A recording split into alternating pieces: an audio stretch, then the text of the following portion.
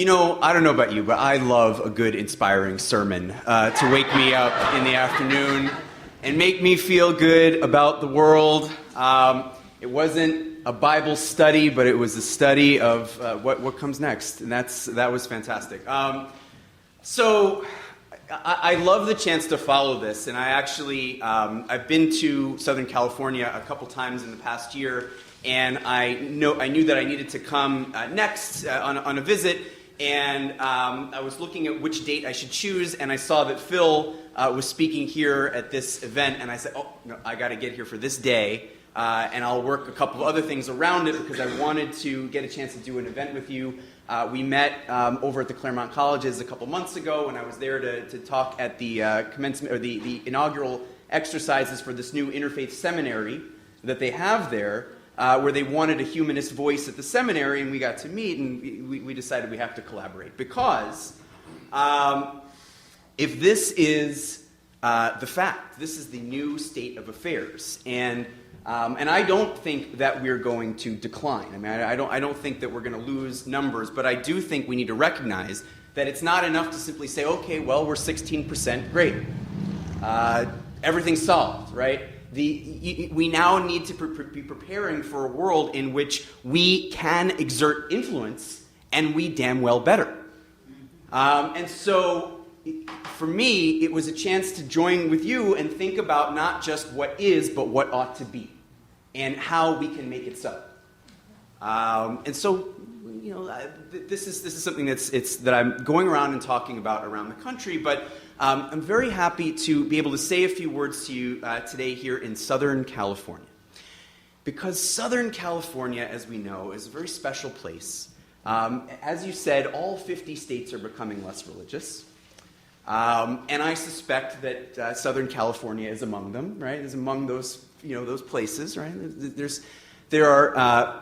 It's not what you think of this part of the country as the most religious part of the country or the world.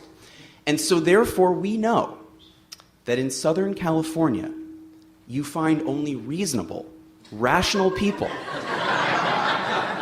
fully prepared to accept any and all conclusions of science and to behave in the manner in which Spock would require of them. All right? This is the state of affairs here in Southern California. That's why I'm so glad to be here with you. Oh, wait. Sorry, I forgot my Kabbalah string. Let me start over.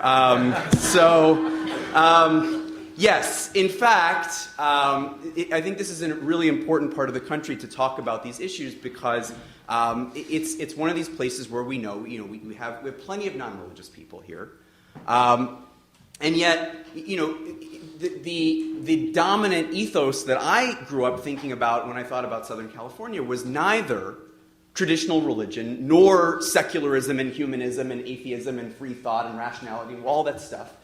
It was something else, something in between, something that I think we need to pay a lot of attention to when we look at the way the world is evolving religiously. It's sort of, let's just put it mildly, a focus on the mind, the body, right? Where am I going? So it's not a religion. It's not nonism necessarily. There was the sociologist. I believe it was Robert Bella, did the study a generation ago where they talked to a woman named Sheila about her religion called Sheilaism, right? Where Sheila was just one woman that a great sociologist of American religion talked to, and she said, listen, I have a religion. It's not that religion, not that religion. It's Sheilaism, right? It's the religion of me. I've got my needs. I've got my mind and my body and my needs, and I'm going to fulfill those needs. The issue is that we can pay all the attention in the world to our minds and our bodies and our spiritualities, and we should. But there's a real danger of navel-gazing unless we can also connect to others and to connect to some kind of community. And like it or not, for guys like you and me, our dyed-in-the-wool professional secularists and humanists, the most powerful form of connection to other people in a community over the course of human history thus far has been religion. But I'm one of these people, and you may be too, that the human rights scholar and politician Michael Ignatieff once referred to. He wrote a book about this, but he called me this too. I'd like to think endearingly, I don't know. As I have a very religious personality, an intensely religious personality, without a scintilla of religious belief. And so I want to argue that we can have a thriving ethical and moral community for the group that Phil just so perfectly illustrated that is growing without God or traditional religion. So in order to explain how and the why of this, let me just tell you a little bit about my story. I got curious about religion growing up in Flushing, Queens, New York. Yeah, there you go. So you know that this is a neighborhood which has often been described as the most religious neighborhood in the most religiously diverse neighborhood. In the most religiously diverse city, in the most religiously diverse country in the world, in the history of the world. And so sometimes when I have slides behind me, I would show you a nice picture of my elementary school class. And it's like selected by the screeners at Benetton. There is everything and and I'm the token white blonde kid. I did have the prerequisite at that point.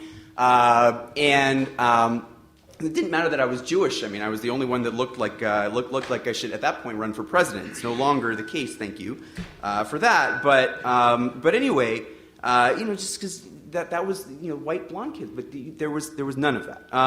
And so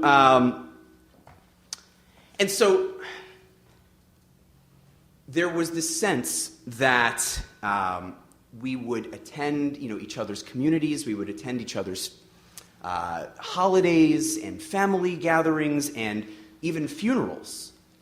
And there was a real beauty to this diversity that I got to experience.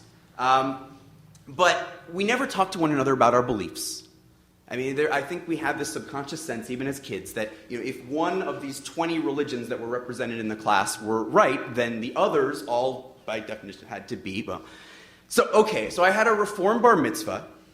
But that just kind of confused and annoyed me a little bit. I mean, the sort of secularish New York Jews that our stock, who's sort of standing around, Baruch atah Adonai Eloheinu, can we be done yet? Right? The idea of blessed are you, O Lord our God, ruler of the universe. And so you'd think that, right, if people were standing around and they were actually addressing the commander of the universe, that they would stand up and salute for real. But they weren't, and if they didn't actually believe that, then what on earth were they doing there?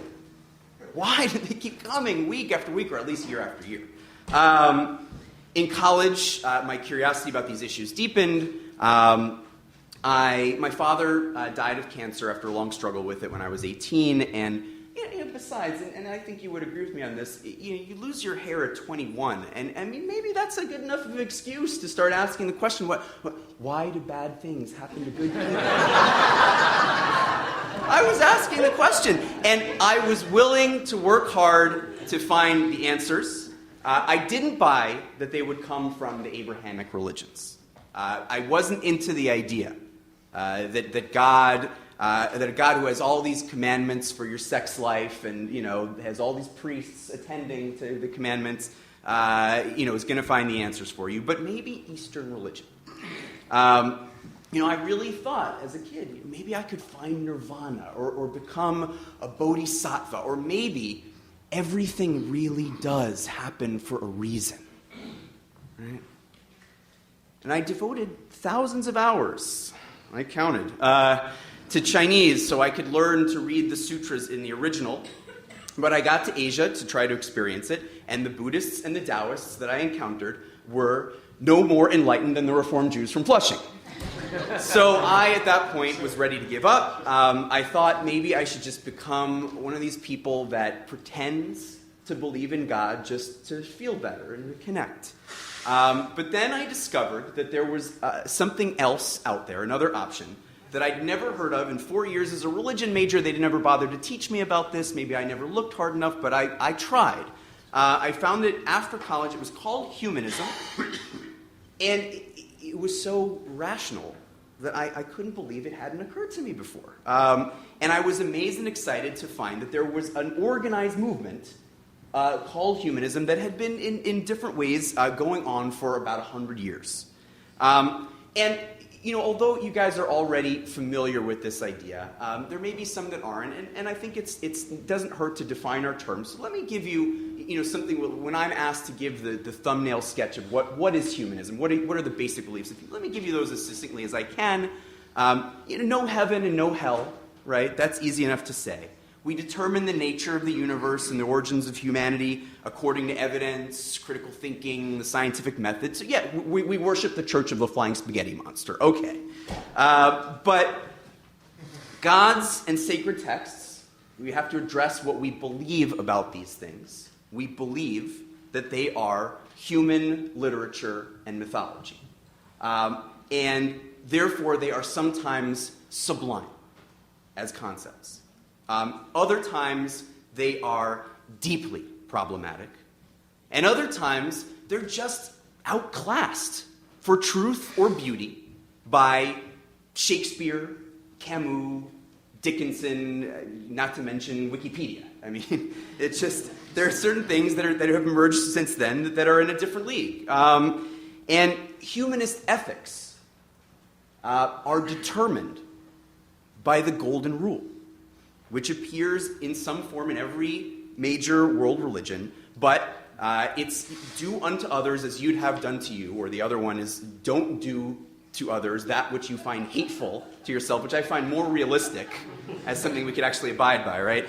But it's just basic common sense. I could put the words up on the blackboard behind me, and you would find that there was no word God in there. It's not do unto others what God tells you to do unto others, right? It's just common sense. We have to recognize the concept of rights from wrongs, that all the inhumane wrongs we can do to each other mean we've got to stand up for universal human rights.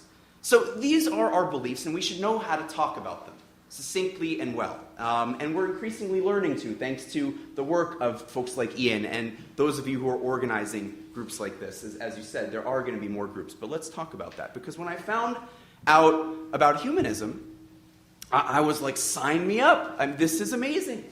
And I still feel that way. It really is. It really is wonderful that we can gather as a community under this banner.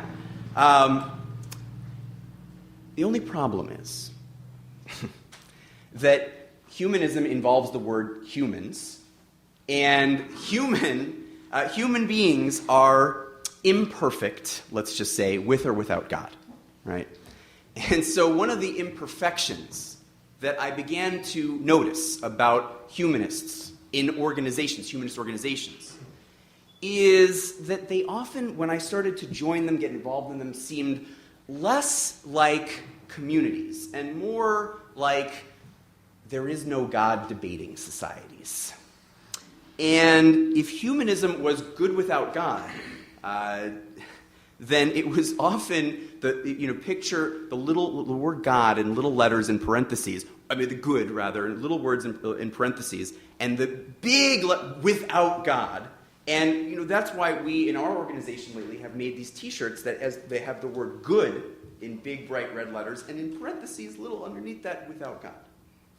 That's but the good without God approach is really self-defeating, because we're never going to have the influence that traditional religions have, that they wield, until we recognize that for most people, religion is not about the big dude with the big white flowing beard sitting up on the throne with the commandments about your bedroom activities, right? For most people, when you think about religion, it's about family, memories, connections, consolation, art, music, coffee cake, community, in short.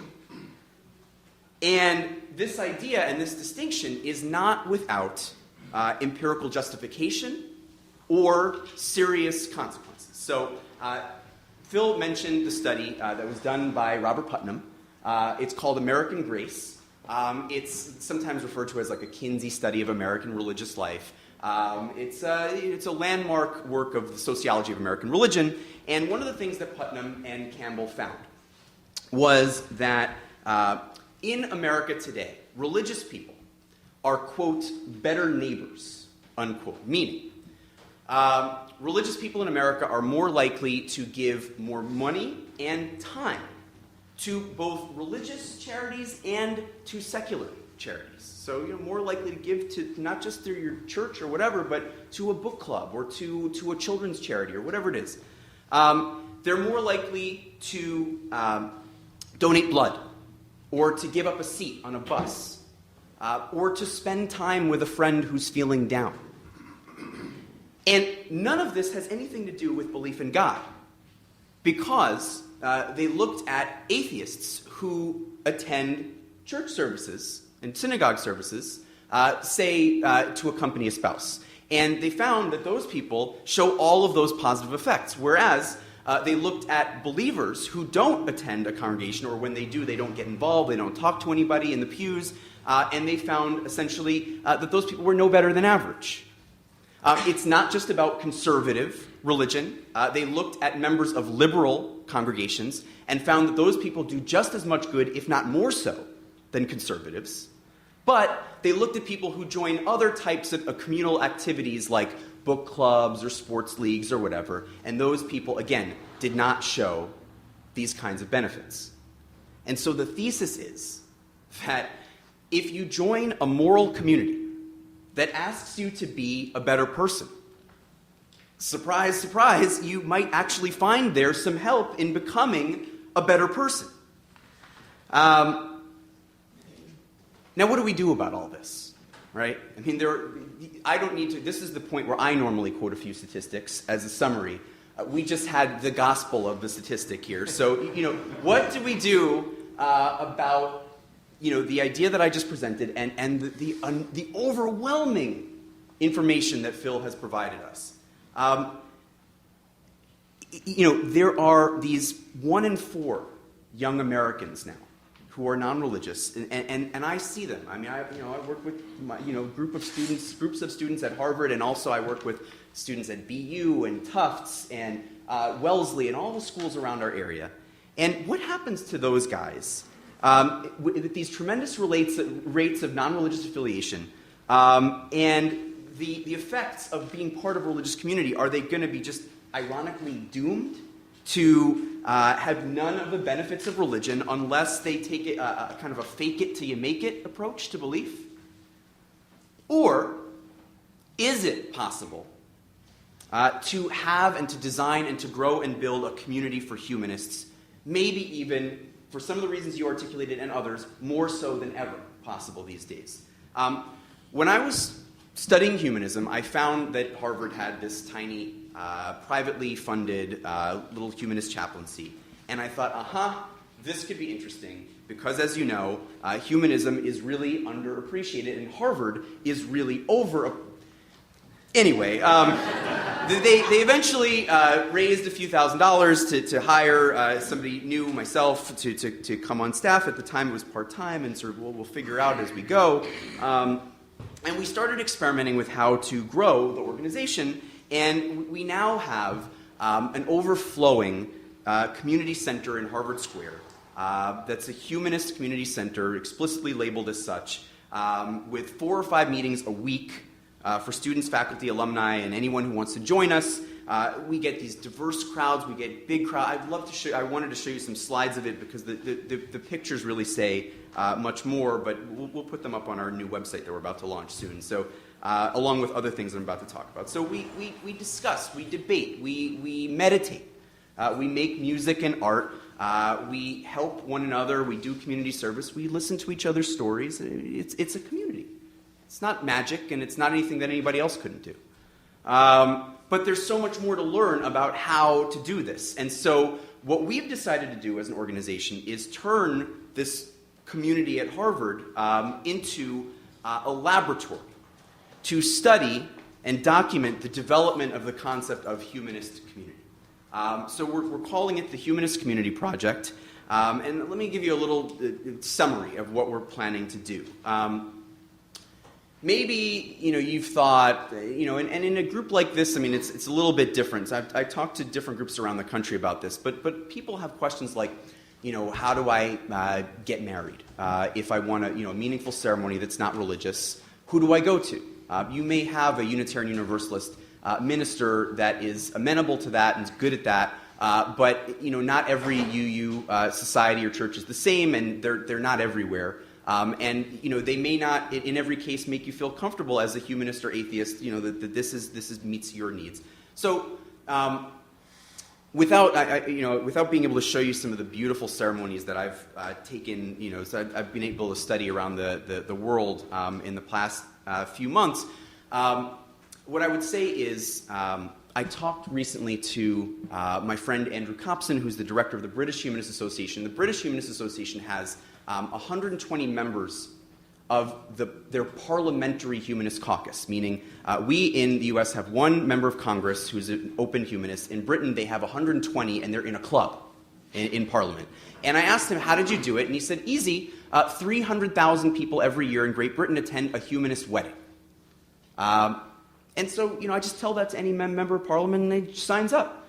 And they study how to do these weddings. There are institutes all over the country in Great Britain every month with celebrants being trained professionally to do these ceremonies, to learn how to serve humanists, atheists, and free thinkers. And they're growing it and growing it and growing it. And we can do that here. We don't have that kind of similar centralized effort here in the U.S., nor do we for funerals and baby naming ceremonies and confirmations and bar and bat mitzvahs for humanists and secularists. There are all of those things for humanists and free thinkers, but not any kind of centralized way of studying them and improving them and growing. I mentioned kids, right? So, let's say you've got kids, and you may have gone to one of the humanist groups that exists around here, or anywhere else in the country. And the typical story that I hear is, so I went to my local secular group, and I took my kid, and I said, what do you guys have for this kid? And they sort of looked at me like, huh? Why would we want to have anything to do with that kid? I mean, he's too young to be rational like us, right? And so, but in fact, there are little pockets, right? There are wonderful programs around the country and around the world, working with elementary school kids, working with teens and youth groups, and high school groups that are now emerging, and college groups all over the country. But they haven't been brought together, right? So there's the college groups, and now they're working okay with the high school groups. But the programs for the kids are often some separate silo, and there may be a youth group here and there emerging, but they don't. It's all a mess. In Norway, on the other hand, the Norwegian Humanist Association has 100,000 members, or just about, which by percentage of U.S. population would be like 4 or 5 million members in the U.S. We actually, in the U.S., the American Humanist Association has about 18,000 members, so you could do that math too. What's their biggest? It's such a secular country, right? So in Norway, what do? They just stand around together and solemnly allow religion to drop off the tree like a rotted leaf, right? No. They are very systematic about building community. Their biggest program in Norway is 10,000 Norwegian youth every year have a humanist confirmation ceremony. That is the result of a year-long program to study what it is to be a humanist. One thing that they do is there's a refugee problem in Norway and Northern Europe, and so they take the kids for one of the 10 weekends a year out into the woods, and they make them be refugees for the weekend and sleep in the woods in the cold and the dark. And a girl fell, and they couldn't stop her nose from bleeding, and they rushed her to the hospital, and she was begging, "Please take me back. I want to learn about that kind of intensive program for youth." If you could combine it with the adult education and the weddings and the ceremony. Okay. Service. Community service. religions do these activities that are beneficial to people in their local communities. There was a study done by Tufts Economics Department that showed when there are different types of religious groups in close proximity to one another that are competitive with one another, they each will do more community service. All right?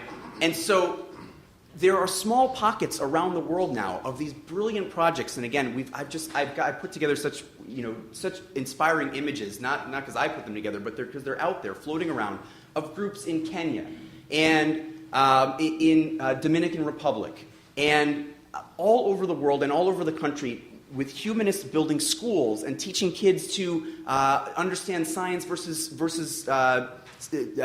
supernatural thinking, and to benefit their local communities in all kinds of ways. But these dots have not been connected until now, potentially. There's this incredible community out there waiting to be discovered. And so what we're planning to do is, through a website first, and then a study that would include a book and a manual and a conference, we would like to bring together the different communities, individuals, centers, etc., that are working on bringing all of these concepts together and study for the first time ever how these things can be brought together into an actual movement, a movement not just of sort of isolated individuals that can point to one spot in the country, right? Imagine if we said, you talk about a Vatican scandal. The biggest Vatican scandal is if we took a McKinsey consultant and we went to the Vatican and we said, "Sir, heavenly sir, we have a strategy to recommend to you. We've studied what the humanists do, and we've found that what we can do is we can cut costs tremendously by abandoning all these buildings and these professional leaders that we have and the schools and whatever, and we can cut it down to simply one think tank here in Rome that will articulate to people in white papers how they can get to heaven. Think about the savings, sir. This is what the humanists do, and it's going to be huge." All right? That would be the real Vatican scandal. So, if you're non-religious, maybe here, through this group, and through the work of this project, and through your own work in your own city or town or community, and through sharing that work with cities and towns all over the country, using the tools that we have, the internet tools that we have, today, maybe we've just discovered our community. Let's just keep in mind that it's not enough for a humanist to not believe. Humanism is known for its actions. Humanists will thrive when we're known by what we do together, not just what we disagree with. So let's go out and do something about all of this now. Thank you.